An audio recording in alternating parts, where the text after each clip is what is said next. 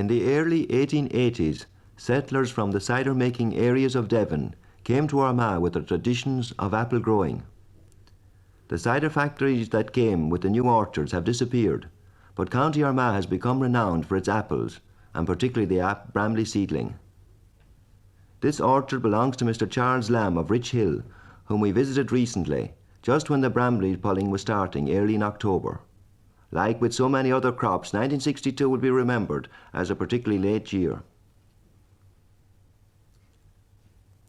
This orchard was planted by Mr. Lamb's father, and as such is fairly typical, for 77% of the plantations in Armagh are over 40 years old.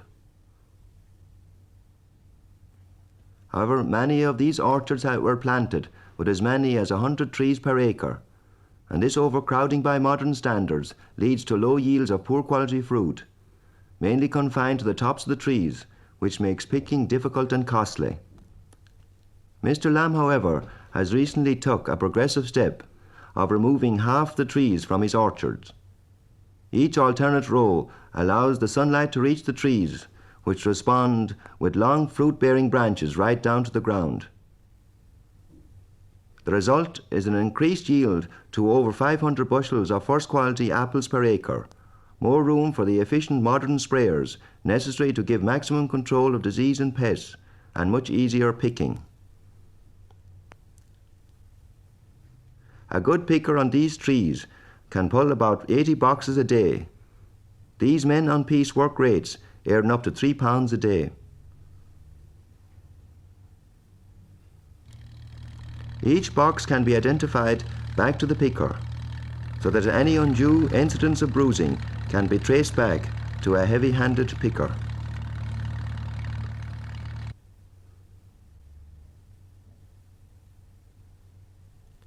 The collection of all the boxes from the orchard has also been greatly simplified by the thinning out of the trees.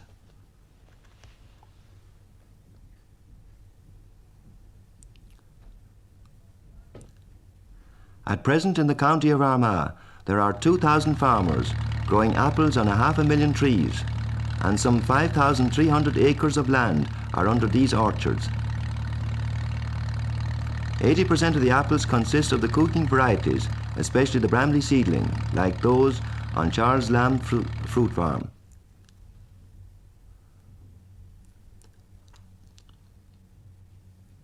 A recent development has been building of gas storage units on the farms. This has enabled growers to hold their best fruit until June and July, and has brought about much more orderly marketing. The farmer can now keep his apples in perfect condition and choose the most suitable time to put his fruit on the market. These units are completely insulated, and a central circulating tower keeps the air and the carbon dioxide emitted by the apples constantly moving. This ensures a low temperature and good preservation. This particular unit is unique in one respect. There is double level loading. At one side of the building the doors are low, and the bottom half of the store can be loaded. The door of this side of the store enables the top levels to be loaded using a free-flowing nylon roller. This year, Charles Lamb hopes to put in to his 2 gas stores the bulk of his 2,000 boxes, which he estimates to be his 1962 crop. This represents a yield of about 50%, which is average in Armagh this season after the damage done by the frost last Easter.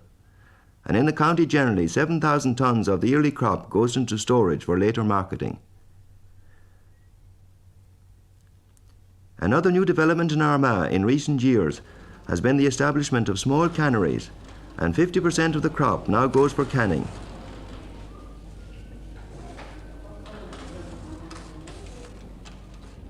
A number of growers set up canneries in the area, and most of these have combined together in a cooperative venture so that the product can be marketed on a large scale as possible, and so that there is a check on the quality of the fruit being sold. One of these canneries is run by the McKeever brothers at Lurgan Cott, Kilmore. The first job is the peeling and cutting of the apples.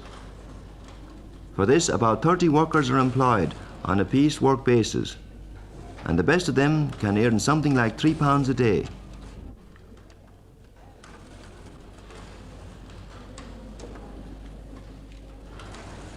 These canneries give an outlet for the windfalls and the apples of low keeping quality.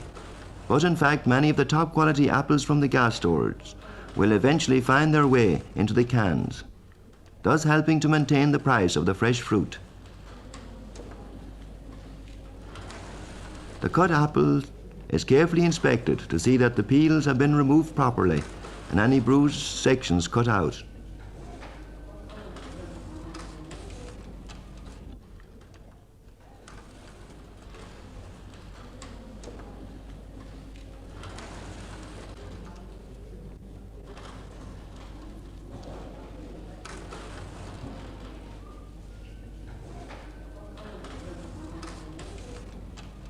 They are then weighed and put into barrels of brine for the night. And the weights of the peeled apples are recorded.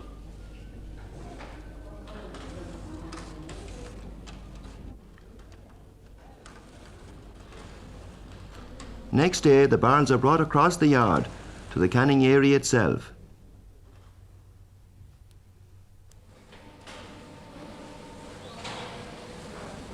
Here, the process is strictly a production line method, employing 6 young men.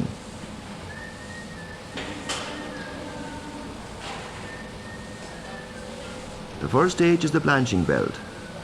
On this moving belt, the apples are thoroughly sprayed with boiling water for 4 minutes.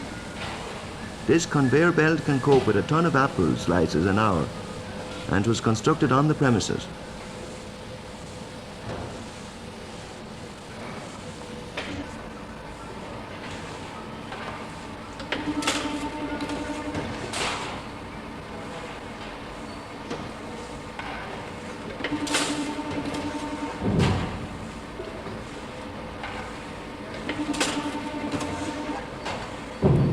At the other end of the blanching belt, the apples fall down into a specially designed hopper, which measures out 6 pounds of apples at a time.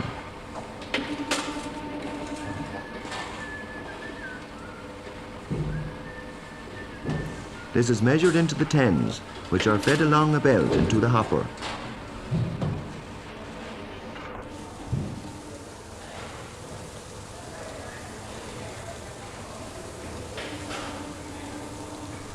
The exact weight is then made up.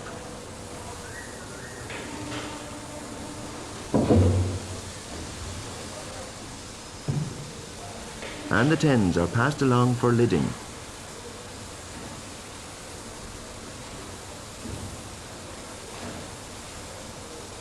The 6 pound tens are then washed, and they are then ready for the final cooking in the retorts.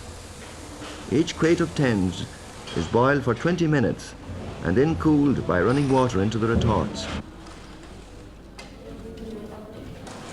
The Ministry of Agriculture demands a very high standards for these canneries, and each day a random sample of 2 cans is taken away for inspection.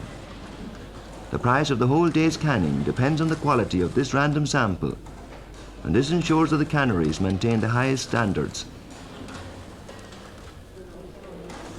The new developments in canning have given a new impetus to the apple industry in Armagh. They have given employment and opened more markets for the county's apples.